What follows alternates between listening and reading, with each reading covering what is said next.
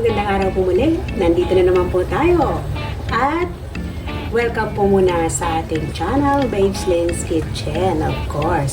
At ngayon po ay gagawa tayo ng white carrot cake or Lobakko. Chinese traditional dish po ito na ginagawa every Chinese New Year. So ito po, mayroon tayo ditong radish. Ito po ang ating gagamitin. So, dito tayo magsisimula. I-grate po natin ang ating, gagamit tayo ng grater. Actually, hindi po masyadong maganda ang ating grater. Pero pwede na rin po pagtsagaan. Ayan. So, gagamit po tayo nito para gawin natin pino ang ating garlic.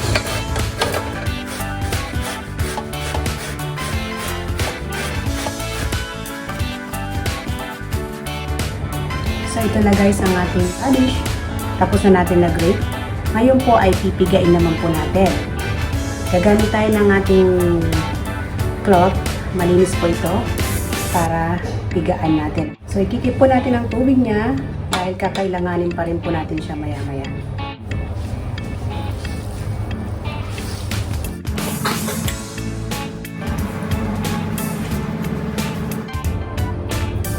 So, ayan, sisap-aside po natin siya. So, ito po ang ating ingredients, guys. 1.8 kg of radish, 100 grams of dried shrimp. Binabad po natin siya, tsaka natin chinap ng pino. 70 grams of wax pork. Dati na po itong luto, guys. Mabibili niyo po ito sa mga Chinese shop. Meron tayong Chinese sausage. 3 piraso po ito, guys. Ibinabad ko sa tubig para medyo lumambot bago natin ito i-chinap ng pino. At 50 grams of dried scallop. Pinalambot din natin siya bago natin tinito. At ito, 1 cup of spring onion. Half teaspoon of white ground pepper. 1 teaspoon of chicken powder. Half tablespoon of salt. At syempre, nandito ang ating rice flour. Mayroon tayong 500 grams of rice flour, 250 grams of corn flour, at mayroon din tayong 9 cups of water. Kasama na po dito ang tubig ng ating dried shrimp at ang ating radish. So, umpisa na natin. Siyempre, gagamit tayo ng cooking oil. So, tutunawin po muna natin ang ating rice flour at corn flour.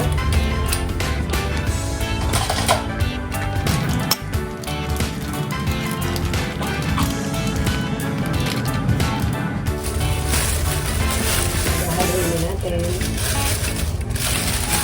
Gagamit ako ng wooden spoon para mas maganda ang pagkahalo.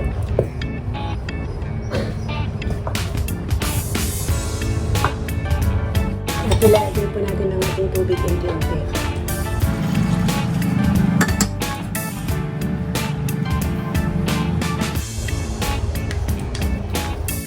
Ayan, pino na po siya, guys. Make sure po na wala na siyang buo-buo. Okay. So, igigisa na natin ang ating mga ingredients.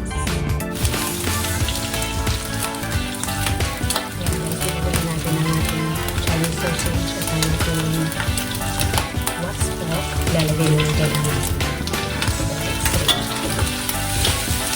naka-off pa lang ating camera kanina kaya hindi po nalagay o nakita ang paglagay natin ng cooking oil. 3 tablespoon ng cooking oil at nilagay na natin ang ibang ingredients. Lalagay na natin ang ating shallots.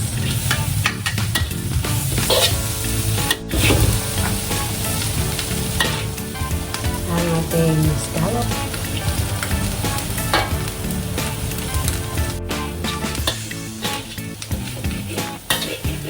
Ang bango, guys.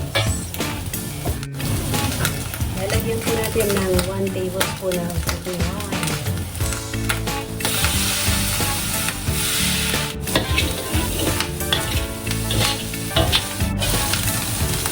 Ngayon naman po lalagyan natin ng ating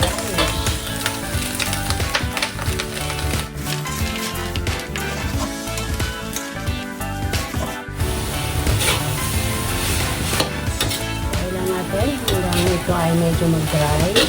Ilalagay naman po natin ang ating tubig.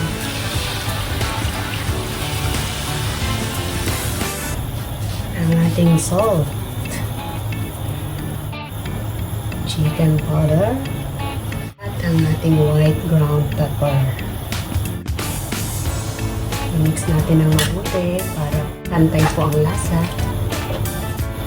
Ngayon po dahan-dahan na natin ilalagay ang ating rice flour, mixture.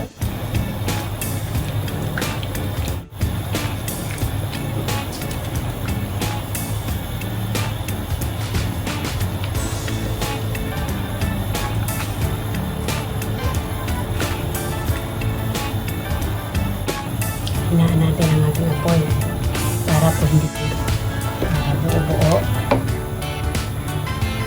Usually ko po siya stir para po maging malapot lang po siya pero hindi po siya buo. At saka natin ililipat sa ating molder.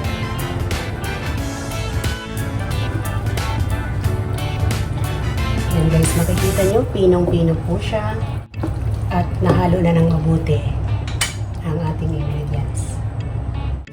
Ito po, may molder tayo dito. Ito po ang ating gagamitin. Ilagyan mo po ng mantika para po hindi siya dumikit. So, lalagyan natin hanggang sa gilid. Oops! Bago natin makalimutan guys, ang ating spring onion.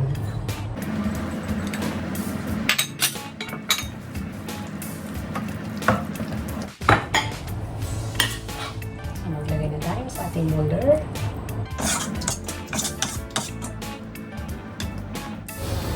Ito na ang ating radish cake or ang ating Lobakko. Silipin na natin siya after 1 hour.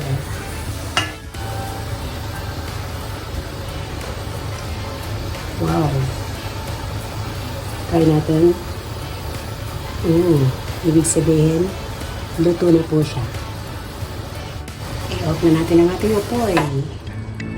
At aalisin na rin po natin siya sa pagkakasalang. Ayan guys, nakaluto na tayo ng ating Lobakko or radish cake. So, papalamigin lang po natin siya bago i-transfer sa ating mga container para pag malamig na, i-rep natin, saka natin ipa-fry bukas.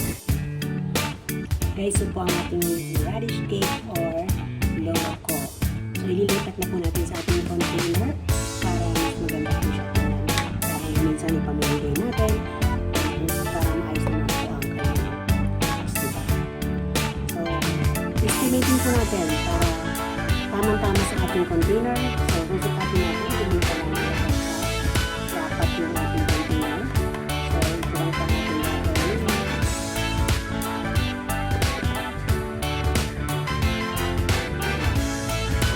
Hindi natin ang haba.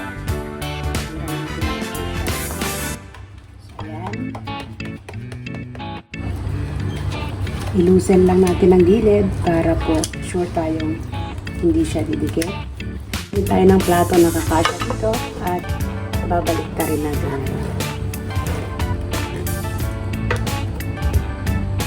So, taran! Diba? Look at that! Ang ganda-ganda. Diba? Kasing ganda natin. Joke, joke, joke. Gagamit tayo ng disposable gloves para po malinis. Ayan siya. Tingnan nyo guys. Wow! Fry po natin siya mamaya.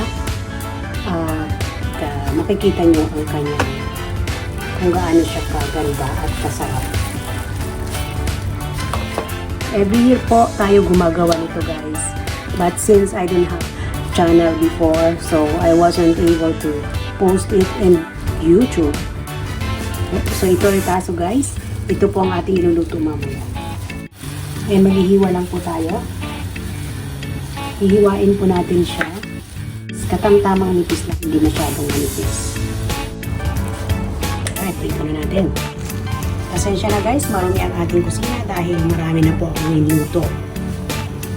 Para dinner na natin to. Mula kanina umaga guys, nagluluto ako.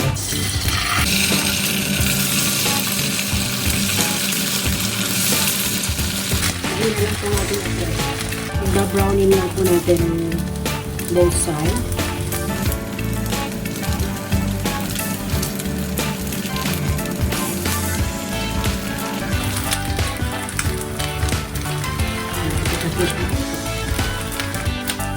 So, ready na siya. Talagay natin sa ating plate.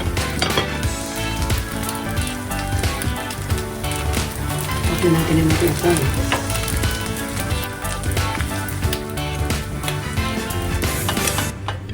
Ito na. Ayan. Lalagyan lang natin ng spring onion ang ating turnip cake at gagawa tayo ng sauce. Ating sauce guys ay napakasimple. Gagamit po tayo ng Korean chili flakes. Ayan. Half teaspoon, 1 tablespoon of light soy sauce, few drops of dark soy sauce. Ayan, paubos na po ang ating dark soy sauce. Ubusin na lang natin to. 3 tablespoons of sesame oil.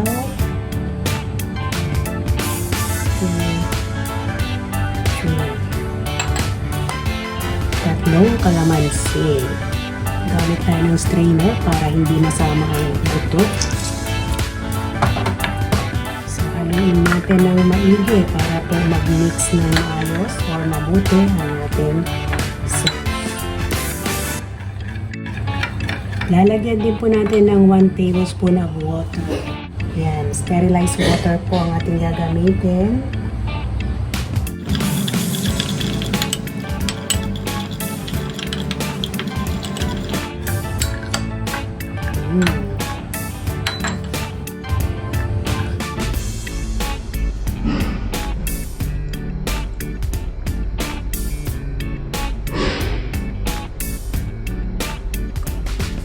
Yan.